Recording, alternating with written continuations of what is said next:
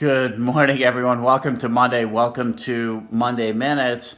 There is nothing inappropriate with regard to the U.S. market, what that market is pricing right now to potential rate increases for 2022. We look around globally. We've talked about the Bank of England, not that the Fed is the Bank of England, but when you look at global rates in general, I mean, the correlation is very, very strong. Spreads certainly do change, but when we pick a direction, especially in this environment, for a reason. So it's not necessarily what the central banks think of inflation right now. What are central banks? What are they going to do about inflationary pressures that we're seeing in the market? And look, we can look at the reality of this situation right now. We all think that we will temper from these extreme conditions that we're experiencing.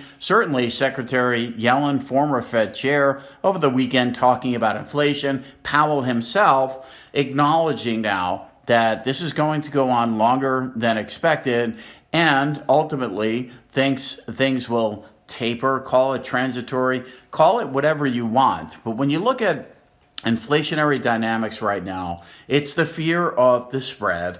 It's the fear of certain pockets, which have really yet to surface going forward. So where do we temper to?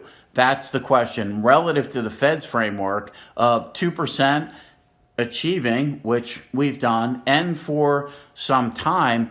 The challenge right now, I think, for the Fed and what you're hearing from Powell is we're overachieving, right? So these numbers are coming in far in excess, at least on the inflation side, than what the Fed anticipated. On the employment side, certainly, we have now inflationary measures that are preceding where the Fed would like to be at on the employment side. And that's really unheard of. It's a real challenge for central banks, real challenge for the Fed and Powell, and he's acknowledged it.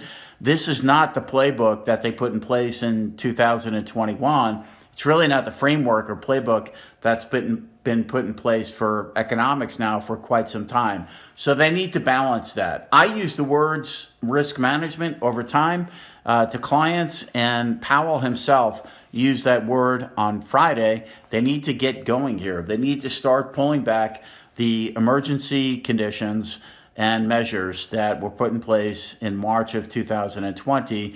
And indeed, we think they will in another couple of weeks.